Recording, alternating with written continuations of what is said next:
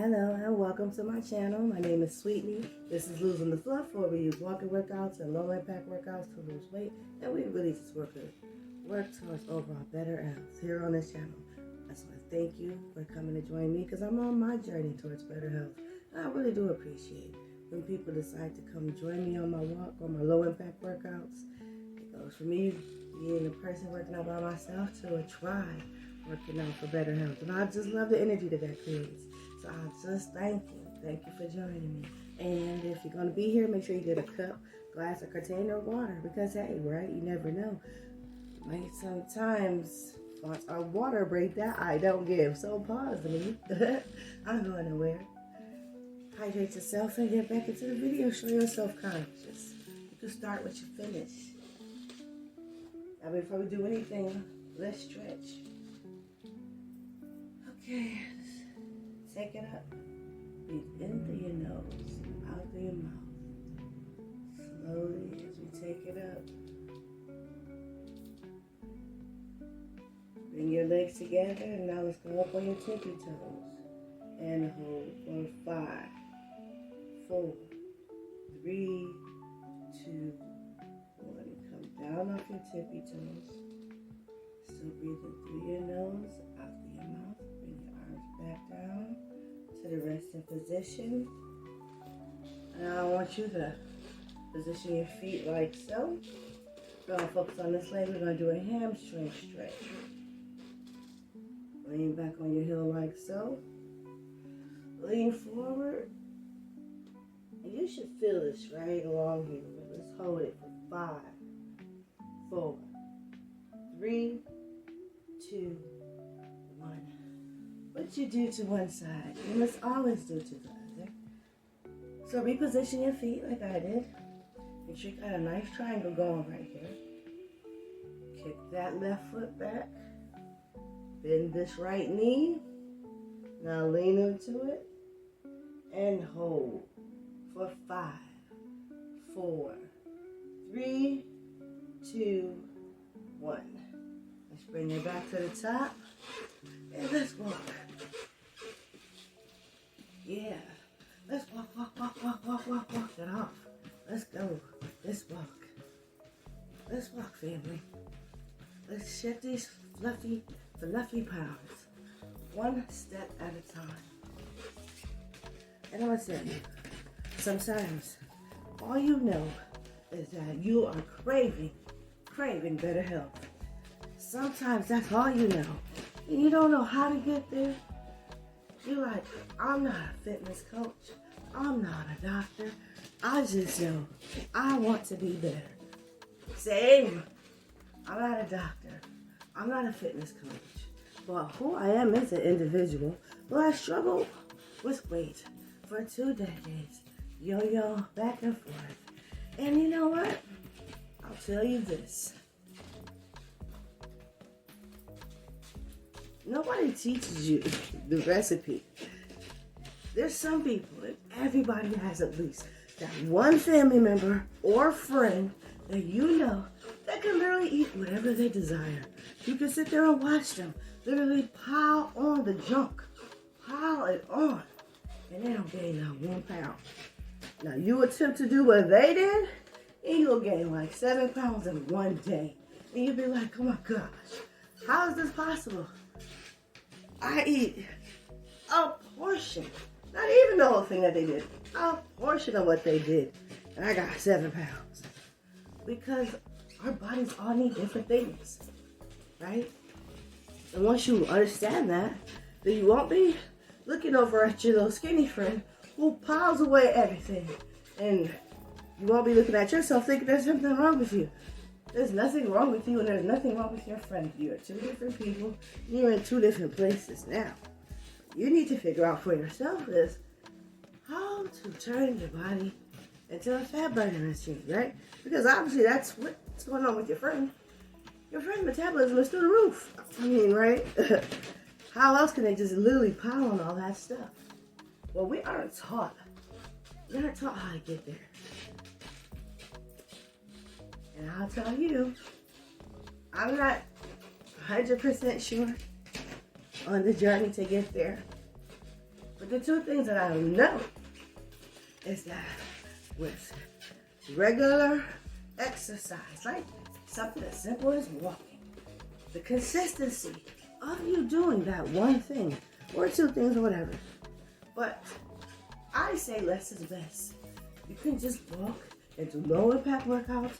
If you don't have the money or you don't have gym equipment, you don't have to beat yourself up about it, thinking that you won't get there without having access to those things. Because you can. Because the key, the biggest key is consistency. It's consistency. So like me, I definitely walk about 5 or 6 days every week. Like this. With you. Usually my videos 5 days a week. I walk sometimes 5-6 days a week. I don't do it 7 days a week. However, I do strive for 10K steps like every day. Like for me. And of course I don't get it every day. But it's not because I'm not trying. Now, of course, we got monkey wrenches that get tossed at us all throughout the day. And that's where I talk about our toolbox. The toolbox are mental and sometimes physical tools that you put together in your invisible box. And you utilize these tools. And you find yourself in weak places and in challenging moments to help you overcome. Now, of course, sometimes you're going to be successful and other times you're going to fail. You're going to fail in that moment. But don't beat yourself up about it. Because how many moments do we have during the day? You followed up 1 or 2. It's not the end of the world.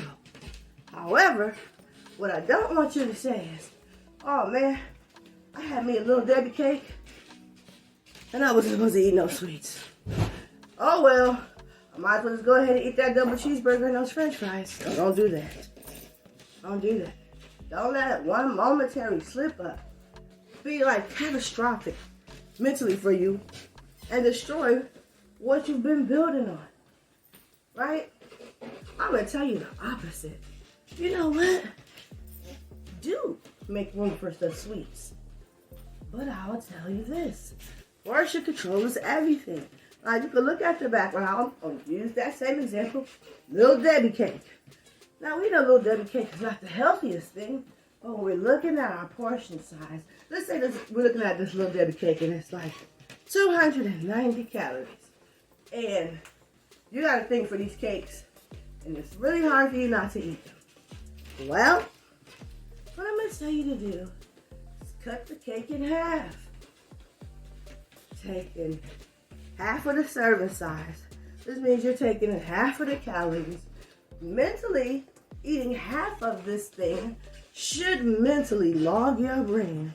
And all of the things that you're thinking when you're craving that item, you should be able to satiate it by just eating half of it, or a piece of it, or a portion of it. Portion control. It really could be your best friend. Because like when you start thinking like, I have to cut this out of my life, I have to cut that out of my life, I have to cut this out, I can't do this, I cannot do that. Then your life begins to look like something you don't necessarily recognize. And you're not trying to scare yourself into losing weight, but you do want to pick up healthier habits. And a healthier habit that's going to take you a long way is really learning more about portion control. And learning really what you're putting in your body. That's why I tell you, use that app that I use, My Net Diary. Log everything, especially in the beginning when you're on this journey. Use that app or find a free app that you like, such as My Net Diary or MyFitnessPal, something that you can put on your phone that you can use, and it's going to log multiple things throughout the day, like your food, your exercise, your water intake. So that way you can be more cognizant of what you're putting inside your body. And then once you're cognizant of what you're putting in your body, you'll be kind of be able to go places and like just look and say, okay, I know I should eat like this amount of steak, this size full.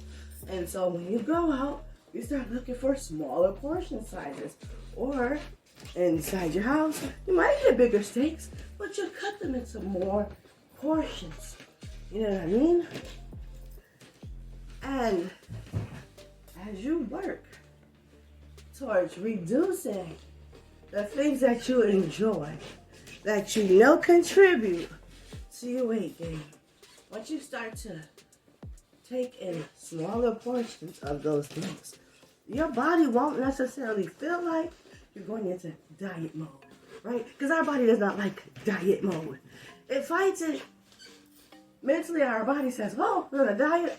Oh, and it shuts down because it knows what that means. It means deprivation of ... It doesn't know. It just knows that it's about to be deprived of something that it likes. So I don't really like that word diet. I prefer to say like lifestyle change, even if it's a temporary lifestyle change. Even if I decide I want to eat like this for a week, that's going to be my lifestyle for that week. And I feel like the verbiage of how we refer to things, it really doesn't matter. Because you got to remember, you're internalizing everything. Everything that you say, everything that you do, your subconscious is internalizing it. And then it's bringing that information back to you. So, if you know that every time you try to do diets, you crash out, change the verbiage. Because now your body has associated you doing diets with like this negative thing which causes you to crash out. Stop calling it a diet. That way your mind won't associate what you're doing with being deprived. Because that's when I talk to people about going on a potential fast, that's the thing they talk about. They're afraid they're going to be hungry. And I don't know, but was I the only person that when I was little, like younger, like I thought that if I did not get food or water for 3 days, that a human would die. Now, tell me in the comments, is that what you was told when you were young? That no food, no water, 3 days, dead human. So this is why so many people I know are afraid of fasting. Because they think they're going to die after 3 days with no food and no water. And I say this, now, everyone is not religious. However, when you look at religion, there's lots of times where people fast and for religious purposes, and none of your family members have died. None of them. So there's different ways of fasting. And we see people do it all the time. But when we think about fasting, we think, oh no, no food, no water, 3 days, I'm going to die. No, you're not. You'll be okay.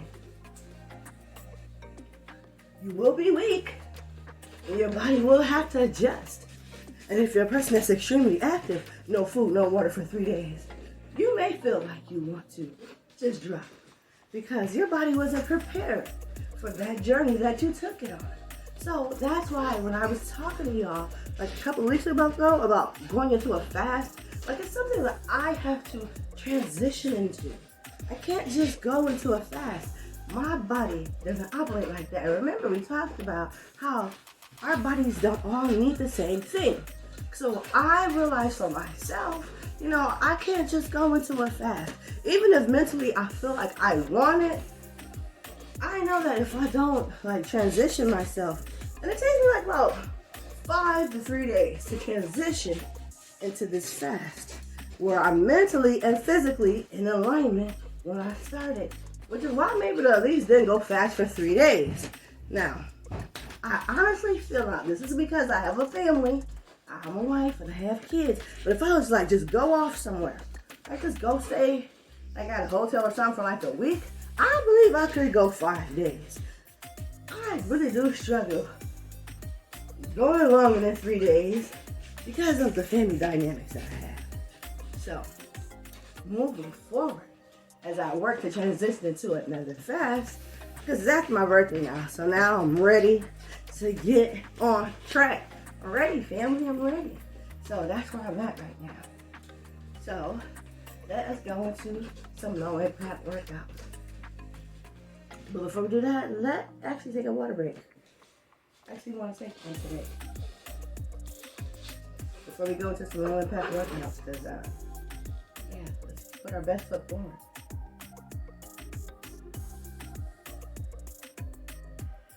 When I take a water break, I only take 1 or 2 gulps. I don't over satiate my body because then it makes my stomach hurt. It's hard to complete the workout.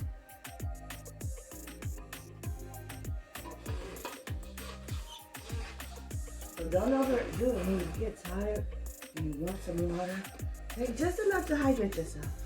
We're going to count back down into it. Go into low impact.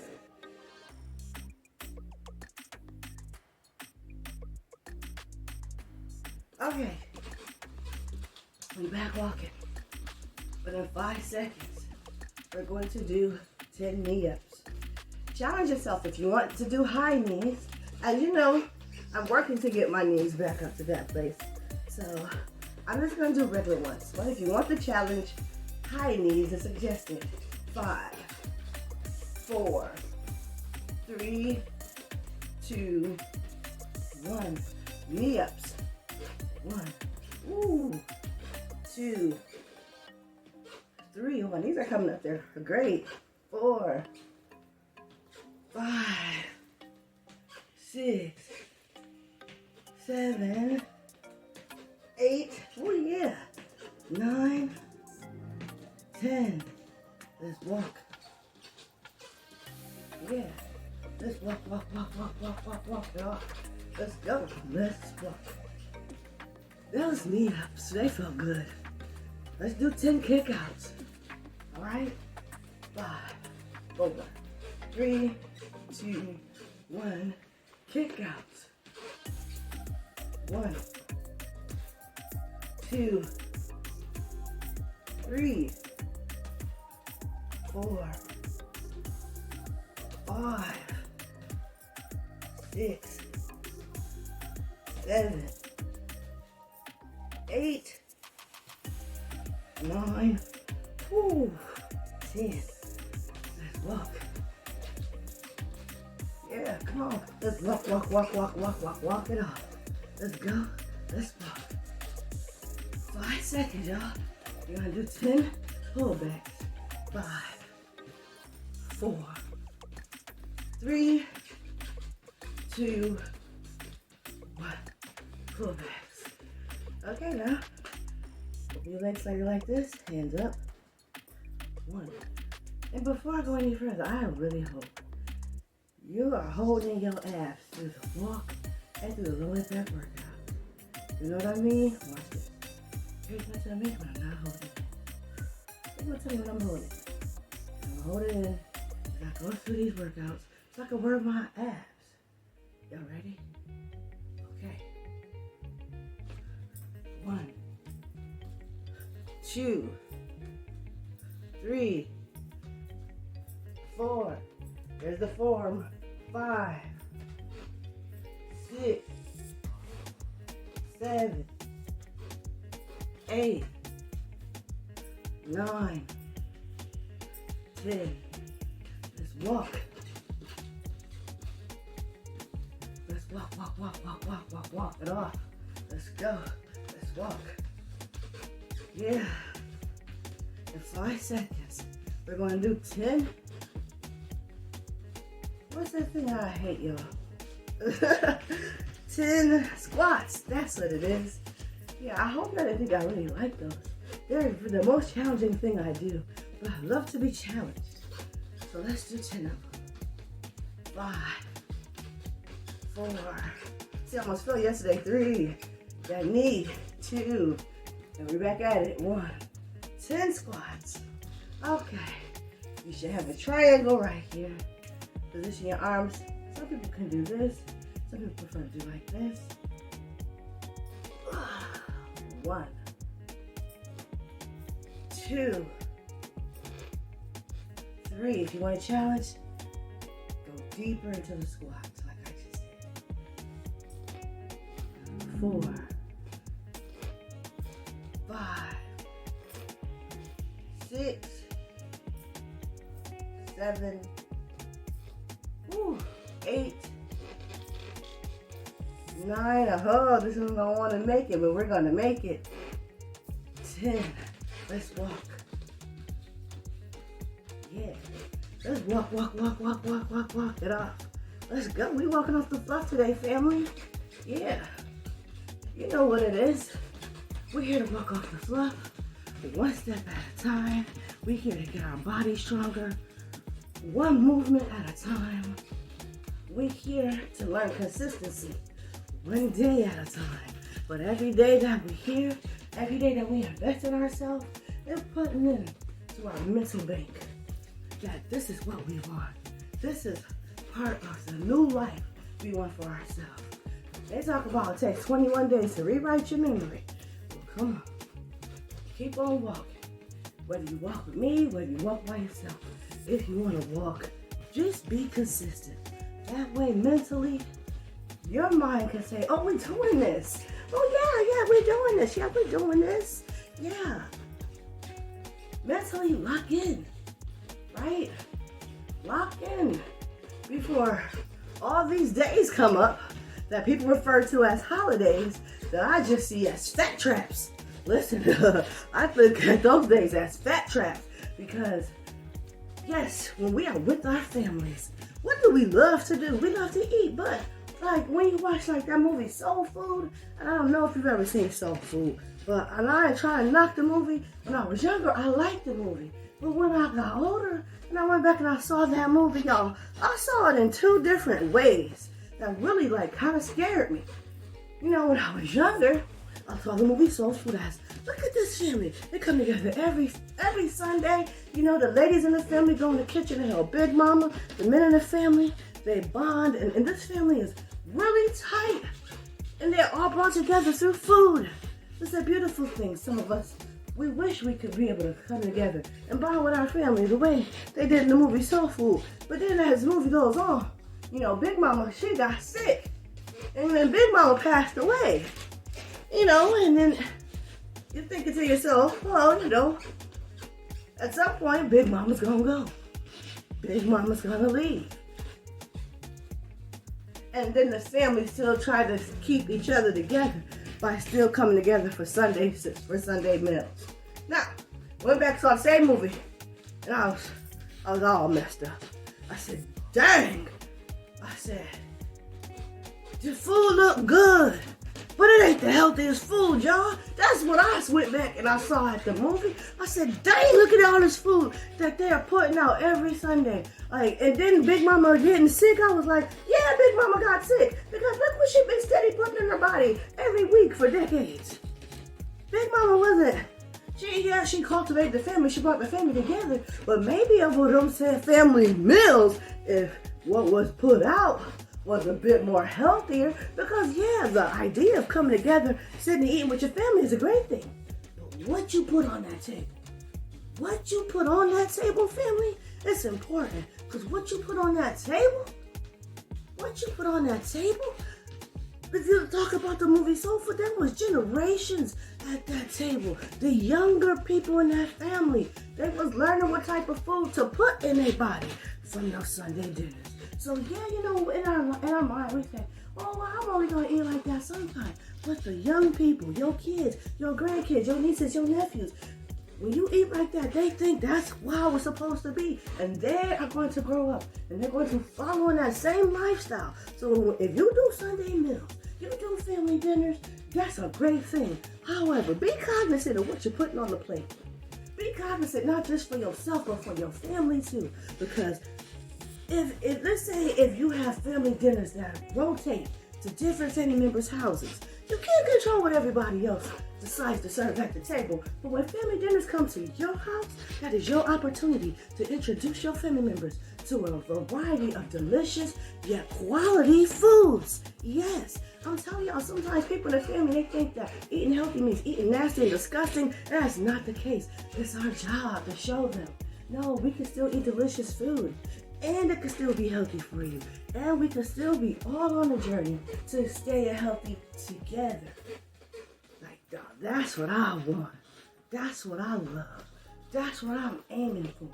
You know, and it's hard when I know I eat differently from the way that my family does. I try not to impose my lifestyle and my eating habits on them. But every now and then, I'll do like a meatless meal because it's a family of 5. 3 people are meat eaters, 2 are not. So, every now and then, I do a meatless meal that everybody will enjoy. And even though it doesn't have meat in it, they don't feel like they're being deprived. That's the route you gotta take, you know? Slow and steady, you know what I mean? But show your family, you know, There's different ways to incorporate good food, good, healthy, wholesome foods. Now, in 5 seconds, we're going to walk to cool down. 5, 4, 3, 2, 1. Let's cool it down, family.